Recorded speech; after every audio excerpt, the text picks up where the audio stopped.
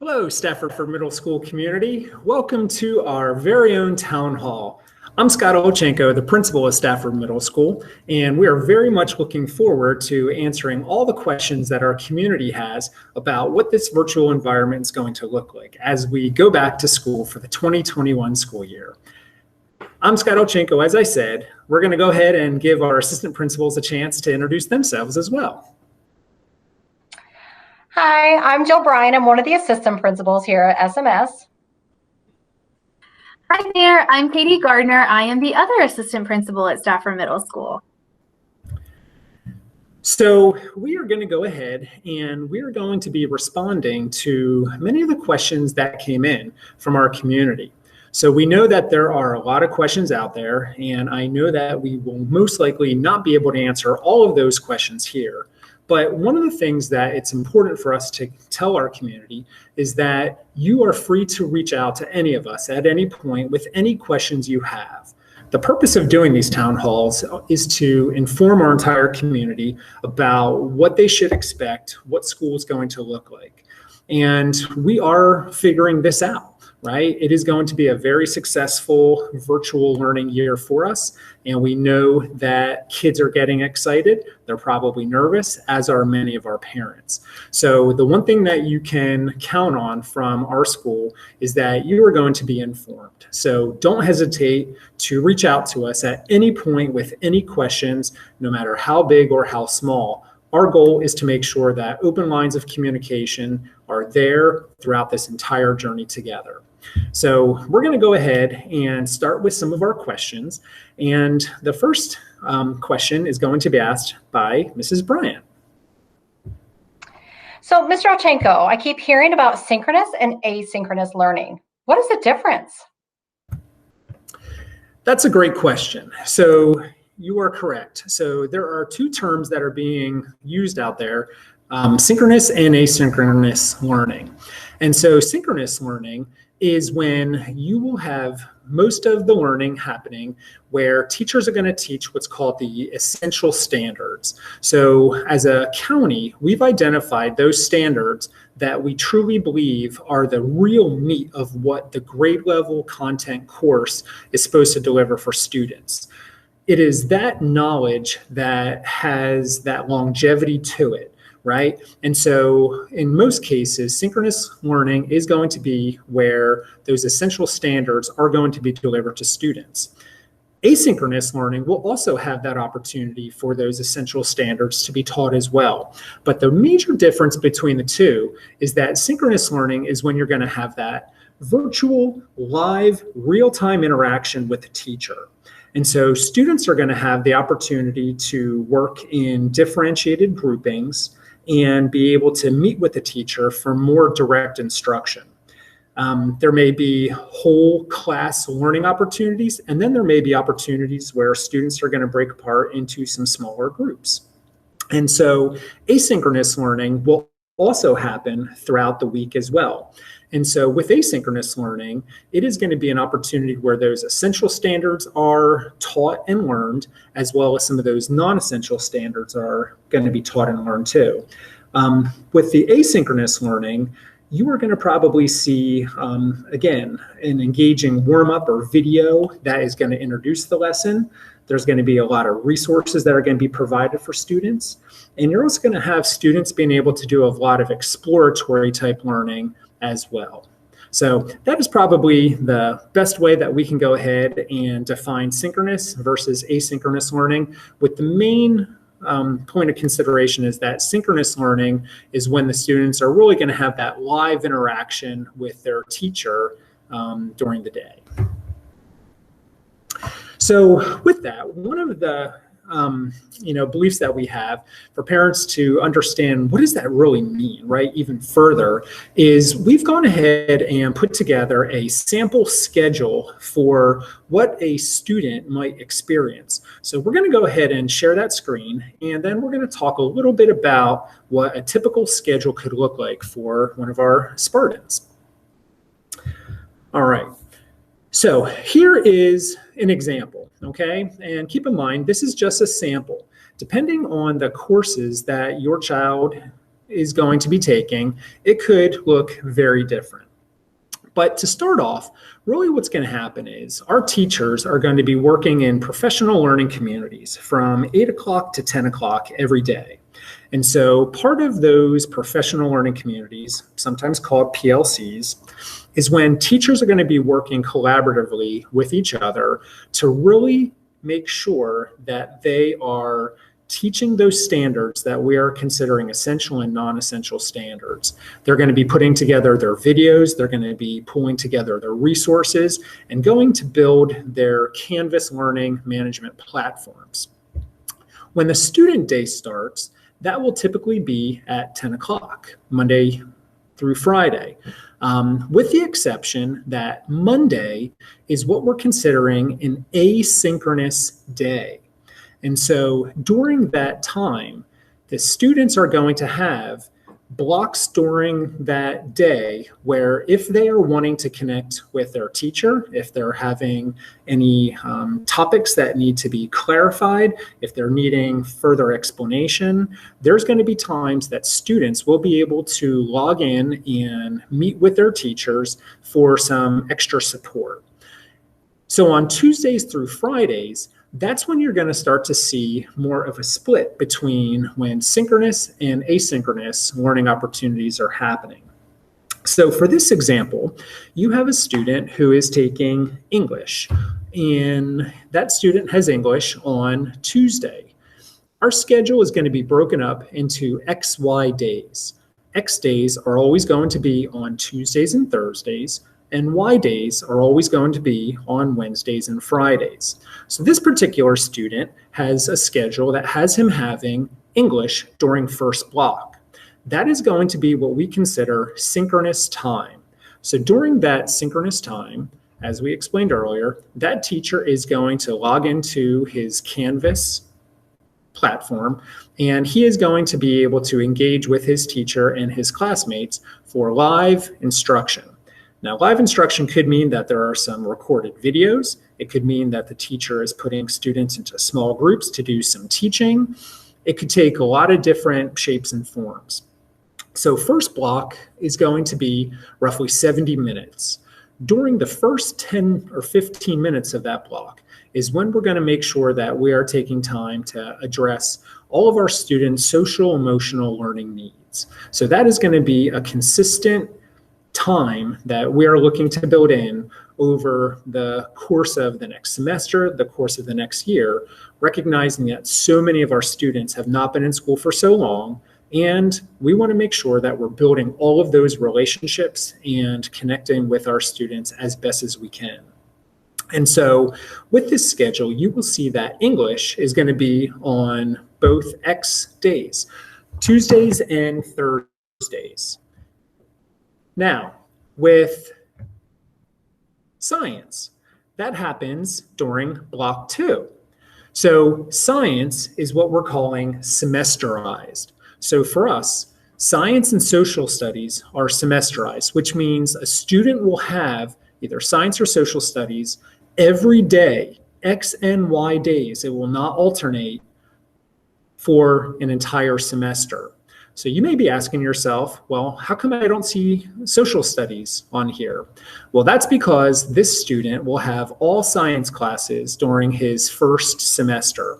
Second semester, this student will not have science any longer, but instead will take social studies. We are planning to have 5-minute block change during each day. So from block 1 to block 2, you'll see that it ends at 11:10 with block 2 starting at 11:15. That's a great opportunity for a student to get up, stretch their legs, take a break from the screen, and then we need to make sure that that child is ready to go for the start of block 2.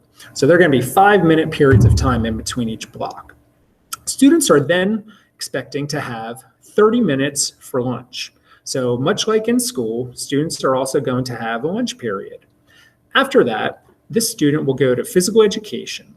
So you see here that for these elective courses, they are alternating days. So this student will have PE on Tuesday as well as Thursday. And then on Wednesday and Friday, which are the Y days, this student will take band.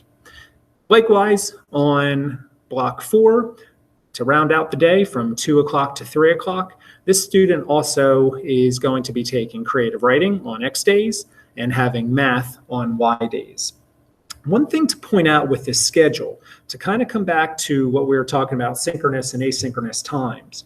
So with science, for example, we shared how that is a semesterized course. So that is 4 days of synchronous live time teaching with the teacher. Monday is going to be considered an asynchronous day for that student. Math and English, where they are alternating X or Y days, there are going to be 3 days of asynchronous time, as well as health and PE and electives. There is also going to be 1 day of asynchronous time for courses such as those. So that is a little explanation in terms of our sample student schedule that we want all parents to be made aware of. Alrighty, Mr. Elchenko, for our next question, what is Canvas, and do students have to have a login and password? That's a great question. So Canvas is our learning management platform. So Stafford County has moved forward with using Canvas as our one-stop integrated platform to use, so that way all kids have a consistent experience with accessing their information. As you know, right, a lot of times teachers have different modes that they like to present information in. Teaching in a virtual environment, that can be rather difficult if each teacher is choosing to use their own preferred mode of delivering information. And so Canvas systematically makes sure that all students' experience is the same. And that will hopefully lead to a better experience for both the teacher and the student. So Canvas is easily found by each student. Typically, it is up in what we call the waffle when they log into Google. And so every Stafford student will have a Google login credential, and that is how they will go ahead and access all of their courses that they are going to be taking for this year.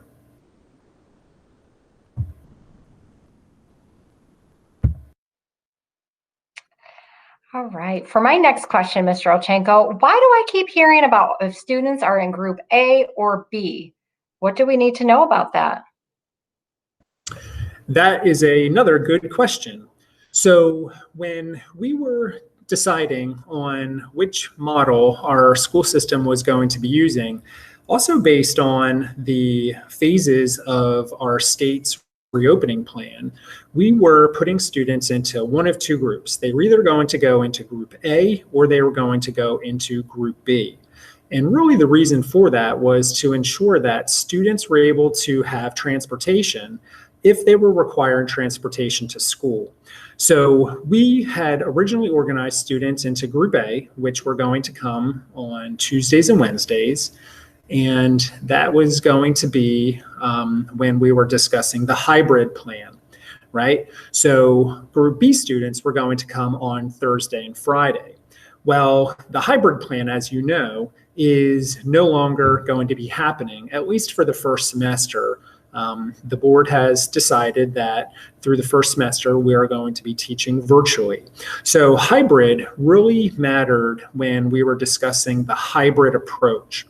One thing that it's important to note, though, is that if we do come back to school at any point this year, students then will be either in one of 2 groups, group A or group B. So that way, if we are required to keep students at a 50% or less of capacity, then our students are already going to be separated into those 2 groups. So when they come back from a virtual environment and a virtual experience, then they will be able to go ahead and go to their classes in a brick and mortar type setting here in our building. So that is what group A and B is mostly about. And it doesn't affect us too much now that we're going to be in a virtual environment, because all students are going to be combined in their classes, where you can probably expect to have upwards of about 26 or so students in a class, whereas before we were looking to have about 15 students, which is about half of our capacity if they were going to be coming to school. But thank you for the question. That was a good question. Who asked that from the community? Alrighty, up next, what should students expect on the first day or even the first week of school? All right. So I know there's a lot of people wondering about that question. So again, another great question that came in. As a matter of fact, they're all great questions that have come in. So the first week of school is really an opportunity to open our arms and just welcome kids back, right? That's the first thing that is just the most important thing. We have missed our kids so much. They've been gone for months and we've missed them. We care about them. We've been worried about them. And so it's just going to be awesome to see them and just, ask how they are, catch up, really make sure that our kids just feel embraced and welcome back. We'd love to hug them in real life, but, we can't do that. We may hug the screen when we see them, but we may not too. But nonetheless, we want to make sure that our kids are feeling welcome. Okay. Now, within the first week, as you can imagine, once we get past all of our, hellos, we need to make sure that our students are feeling very capable and confident and understand pretty clearly what the expectations are. This is school, and we need to make sure that all students know that this is to be taken seriously. And so students will have access to their course syllabus. The teacher will explain some of the course content that they're going to be learning. They're going to be explaining that this is new information that students are going to be learning. They're going to understand that this work is going to be graded. And that's a change from how we ended school at the end of last year. And so that is part of what a student should expect. But really what we need to make sure is that all students feel very comfortable navigating all of the tools that they're now going to have. Canvas is new, right? None of our students experienced Canvas last year. And so before we get too far into the school year, we need to have 100% confidence that all students know where to go, know what to do, and can access all of the rich learning materials that our teachers are putting together for them. And like anything else, we are sure there are going to be lots and lots of questions. And so we want to make sure that all of the questions, big and small, so that way by the time we get to the end of that first week, all students are feeling very confident and very capable. And at the same time, they also know how to reach out to us if they have any questions. And we know that's going to happen. And so that is everything that somebody should expect. And then we'll start getting into a lot of the learning, right? So that's important, but we need to make sure that we're taking our time and doing it right. So that's what a parent and a student should expect from the first week of school. All right, Mr. Olchenko, I'm concerned about how much screen time my child will have. Yes, there are concerns about how much screen time students are going to have, and that is to be understood, right? So here's what I would tell our community. I would tell our community that it is going to be essential that routines are set up at home. So I encourage all families to set up routines such as when you wake up, you get dressed, you eat breakfast, and you set up a consistent place where you are going to have school at home. Part of building that muscle memory will help to get students into the routine that this is school and it needs to be taken very seriously. Now, once those routines and those in-home procedures are in place, then we're going to want to make sure that students are doing those things that we talked about a little before when we showed the schedule, right? So there's going to be some breaks in between the different block changes. There's going to be lunch. We want to make sure kids are getting up. We want to make sure that they're stretching their legs, they're taking a break from the screen. We also want to make sure that our parents are really monitoring what their students are doing at home. We already know our kids are going to be on screen, at least in a synchronous day, for upwards of 4 hours a day, right? And when you add on some of the asynchronous time, that could be about 4.5 hours a day. And so I would strongly encourage parents to monitor the amount of website viewing that is happening even during those times, and really monitor all that screen time, particularly cell phones, text messages, all of that, because all of that contributes to increased screen time. And so we really want our focus to be on learning, because it's been a while since our students have learned, and that really needs to take the most pressing need right now in terms of what a parent could do at home. Again, if you are having concerns in terms of what your child is doing at home, I also want you to know to reach out to our school staff. We have school counselors that are here, that they're ready to engage with you. A lot of times there are suggestions, there's tips, there's different things that we can do to help our families and our parents come up with strategies to help alleviate any kind of eye strain, those sort of things that may be happening. But definitely, if a child needs a break, even if they're in their synchronous time, it's important. Even us as adults, right? We can only maintain so long of time before we need to get up and stretch our legs and just take a break from looking at our screen and just focus on, a distant horizon and exercise some of those eye muscles as well. But thank you for the question. Okay, Mr. Elchenko, can you talk through the whole strings and band scenario with us? So will band still be offered for those incoming sixth graders, and strings as well? Is that going to be a possibility for our students this year? Yes. So fortunately, at the middle school level, we are still able to offer all of those electives that we work so hard and are so thankful that our board approved last year when our program of studies was approved. So we have moved forward this summer with making sure that a lot of our course offerings are going to be available to our students, to include band and orchestra. And so here's what you need to know.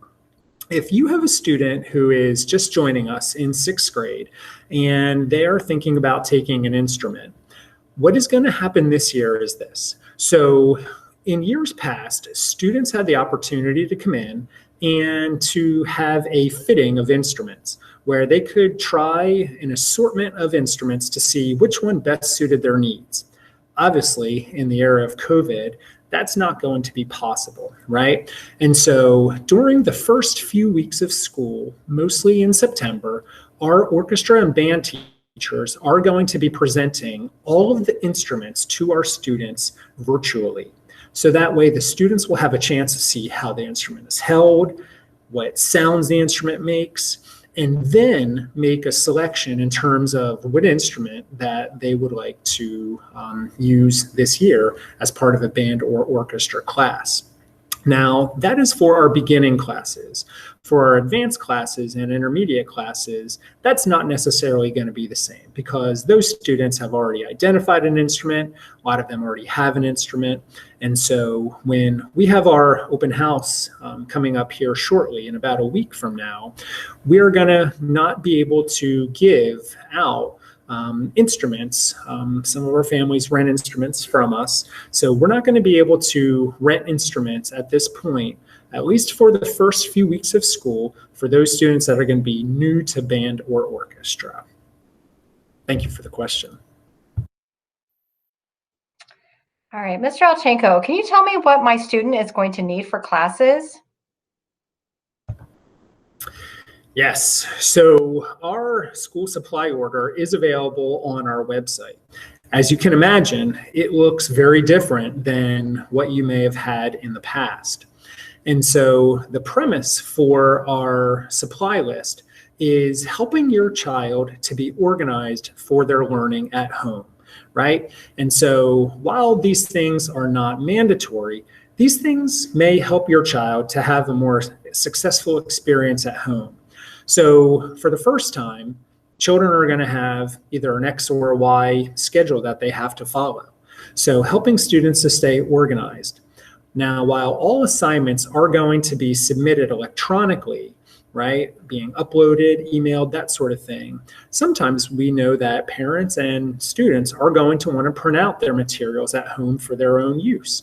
And so helping a child to stay organized with a binder, with folders inside of it, just to keep their content in a place that they know they can come back and find it at any given point is going to be important.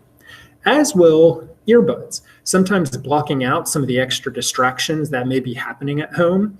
If your home is like many of our family's homes where there are more than one sibling in the house, those headphones can also help to block out some of the extra noise that is happening. It can be distracting, especially if somebody's sitting next to a window and they see other kids outside playing, if it happens to be an asynchronous opportunity for them. The tendency could be, hey, I want to go outside and play too. And so sometimes just having those microphones on will help to make sure that the students aren't getting feedback unnecessarily through their device, because sometimes that happens, as well as having some composition books, spiral notebooks, and obviously the assortment of regular supplies such as paper, pens, and pencils, that sort of thing. But thank you for the question. Will special education and 504 services be available for students while they're in the virtual setting? And what exactly will that look like? So our special education teachers and all of our 504 plan managers are very busy. So yes, to answer that question, very plain and simple, special education supports and 504 accommodations are absolutely going to be in place for every single one of our students. And so what that can look like is this. So special education teachers, especially if they're working in a collaborative environment, are going to be joining the students in their general education classrooms, where they will have the opportunity to help modify that curriculum that the general education teacher is giving their students. Our goal is to make sure that all of our students can access and learn the material as it's being presented. Sometimes the students are going to be given the opportunity to break off into some smaller learning groups. And so that could be an opportunity for the special education teacher to help the students to learn the material that was presented to them, help them to answer questions, help them to work on staying on track and staying focused and answering the assignments to be sure that they are successfully being uploaded back to the teacher for grading. As to, accommodations. All of our accommodations, whether it be through an IEP or a 504 plan, are going to be in place. And so if a student needs a little more time to finish assignment, then we're looking at giving students some extra additional time to be able to do that. So any parent that has a student with a 504 or an IEP should have confidence knowing that your child's needs are going to be met in this virtual learning environment. All right, I have a quick question. What happens if we accept the Chromebook and it gets damaged while it is in our care? Well, we certainly hope that doesn't happen, right? Because Chromebooks are expensive and students need to treat them as they were their own. So these are important learning devices, ever so more important now than probably ever before. And so we need to make sure that students are taking care of them. While students have Chromebooks, they need to know that all of the rights and privileges of using Stafford technology still apply. That's really important for students to know. We also understand that things happen, right? A button may break off accidentally.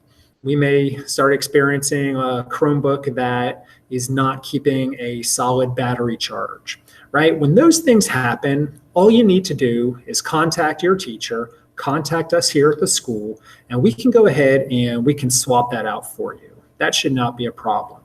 I do want to take this time, though, to really stress the importance, much like these are your very own. Even at school, when kids use a computer lab, we do not encourage drinking, eating, all of those things around them, because it doesn't take much for a water bottle sitting next to a Chromebook to be tipped over and to fall all over the keys. So really please help preserve these for us, because these are paid with taxpayer dollars. And so we want these devices to be good for us for many years to come. And so there are some privileges and rights that come to using these devices at home. And so we want to make sure that we're taking care of them. That's very important. These will be signed out to students, right? So that's part of the process of having these devices in students' hands, that they are signed out to your child and they do need to take care of them. But at the same time as well, we also know that things happen. And when things happen, we want you to reach out to us and we will work to resolve that problem with you. All right, Mr. Elchenko, what about students who live in an area where there is inconsistent internet access? They don't have stable internet. How are those children supposed to learn in this virtual setting? Good question as well. So that is a question that we are worried about, quite honestly. So as administrators, as teachers, we want to make sure that all kids have access to learn all the materials that we are putting together for them.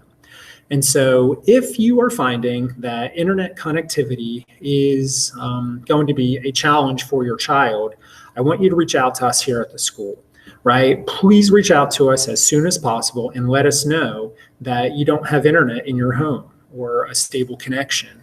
And we'll be able to work on some solutions together. One of the things that the school system has purchased and that we have already distributed, and in fact, we are looking to get more, are these mobile hotspots called Khajiits. And so all of our schools have Khajiits that will help to provide an internet signal within the home.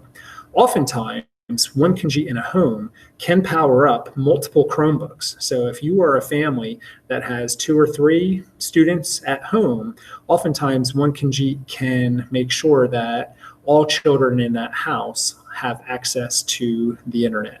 And so if you find that you are having a challenge connecting to the internet, please reach out to us as soon as possible so we can start working on some solutions together. What additional supports will students receive? Will teachers be doing any one-on-one tutoring or adapting lesson plans for students who may need additional help? And what resources will parents and students have for after-hour learning?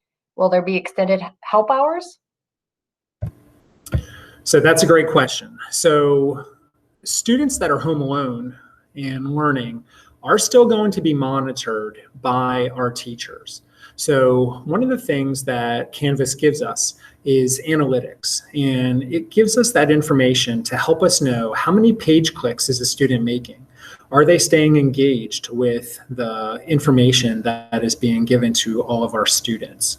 And if we see that at any point a student is not engaging with us, if a student is not signing into their account, we're going to go ahead and reach out to you.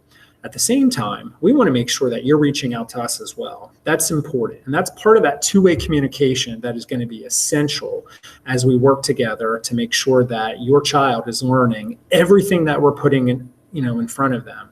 And so please know that that's an expectation that our teachers are going to have regular contact with kids, both in the synchronous and asynchronous learning environments.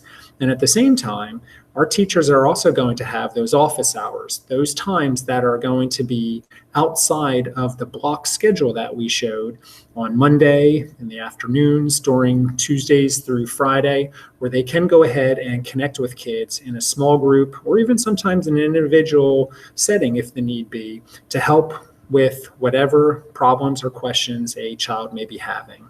So yes, all of those are going to be available for our students.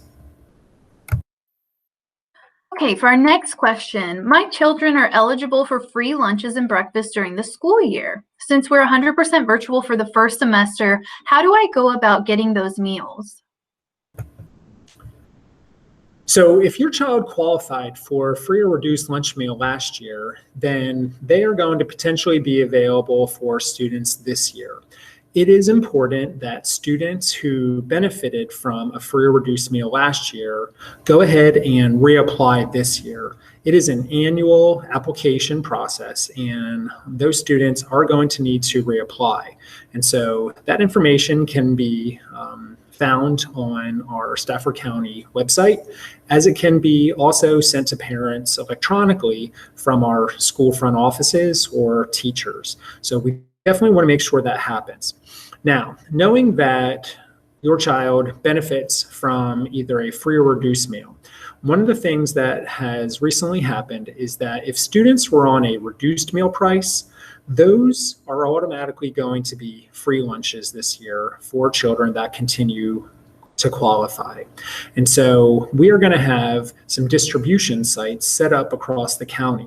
Not every school is going to be a food distribution site, but out of all of the middle schools, we're planning to have Shirley Heim, A.G. Wright, and Dixon Smith are all currently listed to be those food distribution sites, and maybe a site that's easy for you to get to make sure that your child still has a nutritious, healthy lunch option for them.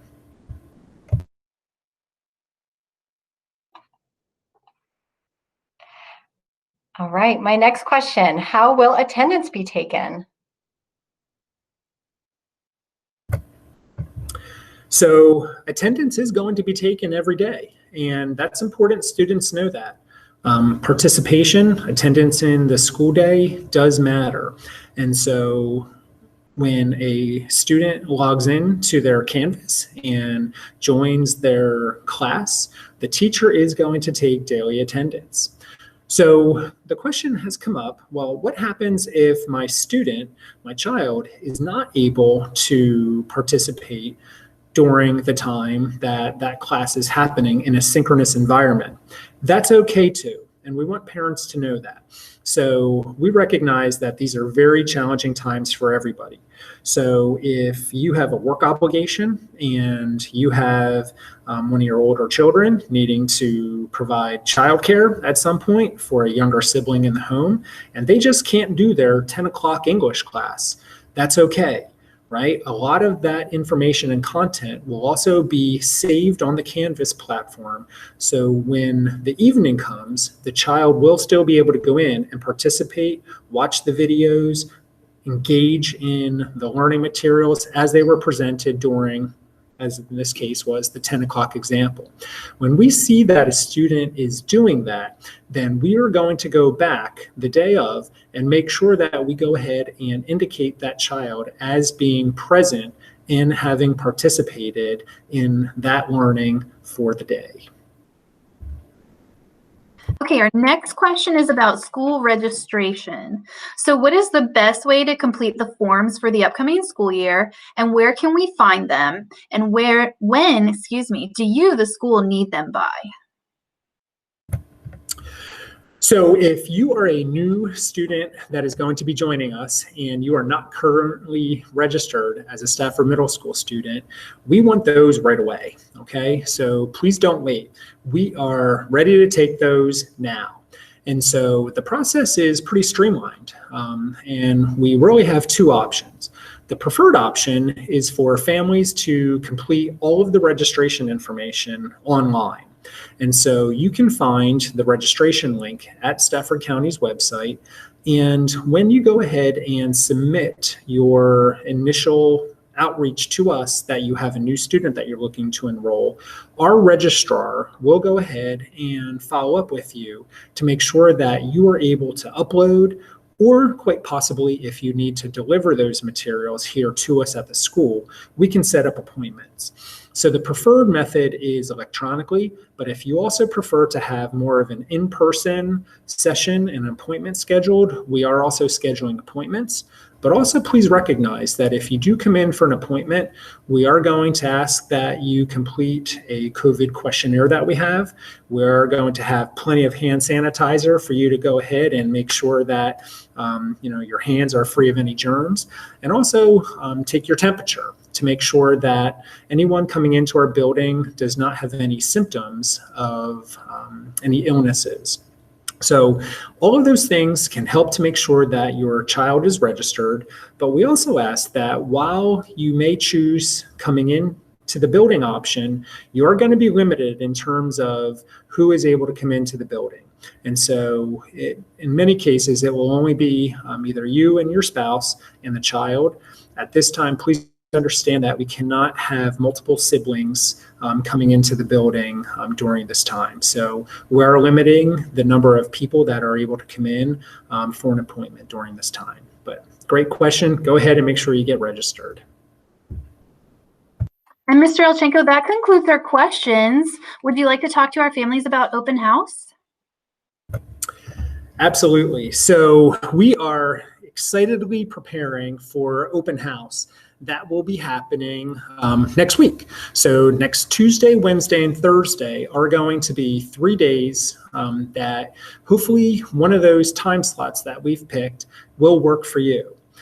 Our intended target audience is really those sixth graders, those students and families that don't yet have a connection to our building. Seventh and eighth graders, we love you too. You are more than welcome to come visit us because we missed you, okay? But you also know what our building looks like. Our sixth graders and their parents, you may not. And so this is the opportunity to come to the building to perhaps collect some supplies. Maybe you need a Chromebook. This is an opportunity to do that. Maybe you want to walk around and see a modified tour of our building. This could be an opportunity to do that. We are really looking to meet the needs of our community. We recognize that some of our families may want a tour. We recognize that some of our families may not. And so our hope is to make sure that if you are interested in having more of a curbside pickup, then we'll meet you at the curb and see what it is that you are looking to collect. Maybe it's those novels that are going to be part of our new English series that your child would rather have. So please let us know how we can help. I did send out a robo message last week, as well as an email that went along with it. So please look back to that email that came last week that had a Sign Up Genius link with it. All you need to do is click on that Sign Up Genius link, and you will be able to go ahead and select from many different options in terms of what time it is that you would like to come, and really help us to stay organized so we're not allowing too many people to come into the building at any one point, to make sure that all of our social distancing and CDC guidelines are strongly in place. So that's a great question. We certainly hope to see as many families as we possibly can, but also please recognize that our staff will have masks on. Everyone who enters the building must wear a mask as well as answering the COVID questionnaire and also having your temperature taken. So open house is planned for next week, and we definitely hope a lot of our families will be able to participate in that. If you have a hard time finding that link, all you need to do is contact us at our front office, and we'll go ahead and give you all the information and let you know some good times that are still available for you to come in. So I think that is going to pretty much round out all of those questions that have been coming in from our community. We know that there are many, many more questions that may be out there, but hopefully this town hall presented you with a lot of information on an assortment of topics and categories to help give you a better idea on what this school year is going to have in store for us. I will speak on behalf of the entire staff, where we are very excited. We're working extremely hard getting all of our content built in those Canvas learning management platforms, and we cannot wait to see our kids. We missed you. This is why we do this work. This is why we're here. We'd rather have you here in the building, and we can't wait for the day for that to happen. But with this being our next best and safest option, we are certainly going to do everything we can. That's why we teach. That's why we're educators, to meet the needs of our communities and to meet the needs of our kids. We love you. We can't wait to have you back here. You mean everything to us, and that's why we are Spartan Strong. So before we leave, we want to make sure that we are also going to continually highlight all of those great things that are happening in a virtual environment. We do have plenty of social media platforms that we communicate out what's happening here at our school. It is important, especially in an era of COVID, where communication is happening. So you can follow us on Twitter, you can follow us on Facebook, stay connected with us. Our website is there. We have a great front office who is helpful in terms of answering questions. You have 3 passionate and dedicated administrators who are working hard to make sure that this year is a success, as well as all of our teaching staff. And we very much look forward to staying connected with all of you throughout this time. On a last note, what we will round out our town hall with is a orientation video. So this orientation video was also shared last week as part of our Sign Up Genius with Open House.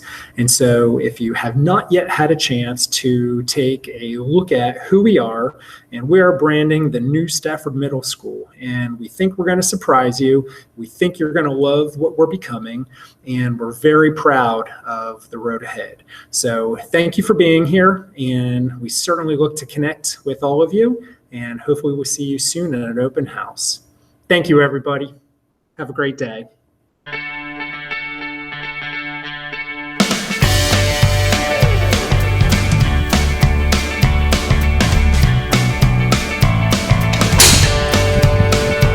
Welcome to Stafford Middle School, home of the Spartans. I'm Scott Olchenko, the principal. Come on inside and take a look around.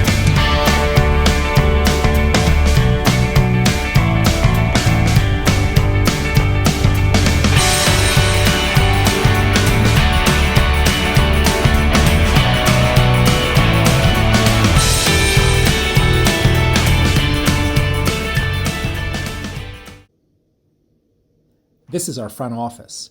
It surely is a busy place. We hope upon your arrival that you see us as a very welcoming environment and one that you feel very confident in sending your child to us. Our office assistants take phone calls, help to relay information, and really help coordinate so many different aspects to our day-to-day operations.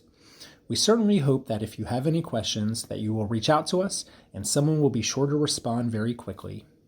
One of the new safety features at Stafford Middle School this year is our divided hallway lanes. We have divided the hallways in 2 and have indicated with directional arrows which direction each person on either side of the hallway should be traveling. If you are on the right side, you should be traveling forward, and then the opposite direction will be taking place to the left of you. Much like traffic on the road, we all need to stay in our lane to make sure we are maintaining safe social distancing. This is our clinic. We are very fortunate to have a clinic staffed by a registered nurse.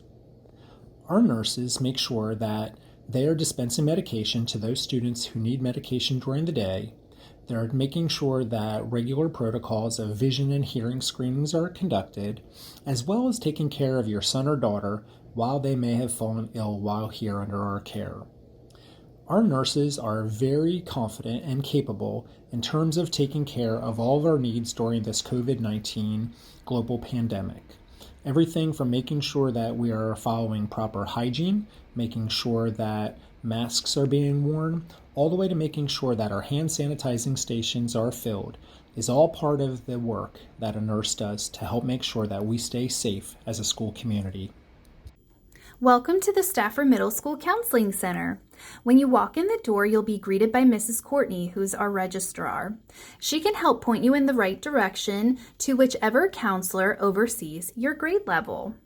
If you come into the counseling center with an emergency where somebody might be hurting themselves or others, you can speak with any of our 3 counselors. But for the everyday things like schedule changes and check-ins, you can speak with your grade level counselor. For the 6th grade, we have Mrs. Valentine. 7th graders will see Mrs. Goldstein, and 8th graders will see Mrs. Williams. When you all enter our classrooms for the first time this year, you'll notice that things look a little bit different. All of the desks are spaced out, and we've minimized the number of students in each classroom as well as the amount of touchable surfaces within each classroom so that we can not only maintain a safe social distance from one another, but also so that we are able to follow a nice, thorough cleaning protocol between each class and at the end of each day. Welcome to our elective department at Stafford Middle School. We offer a variety of different courses for students in order to enhance their learning experiences. Within our Fine and Performing Arts department, we offer chorus, band, orchestra, theater arts, art, and digital art. Our Career and Technical Education department has technical education, family consumer science, and business. Our elective department is so much fun, where we learn to create beautiful music, make delicious food, and learn about balancing work and family, create robots that move, learn how to enhance our performance skills on stage, and create visual and digital art with using a variety of modes and technology. Welcome to the gym at Stafford Middle School. We have 2 large spaces for our athletic department and sports to conduct practices and activities, the main gym and auxiliary gym. The main gym has been freshly painted this summer with our Spartan colors, blue and white. Our main gym floors have also had a makeover with new lines and a Spartan S in center court. Our outdoor sports areas are shared with Brook Point High School, so we have much more space than some other middle schools. Although we will not have fall sports at this time, we look forward to cheering on our Spartans soon. Our Library Media Center at Stafford Middle School has so much to offer, with large, open, bright spaces and a variety of books, games, and other activities. We also have a selection of books online through our SOAR program. Be sure to check it out.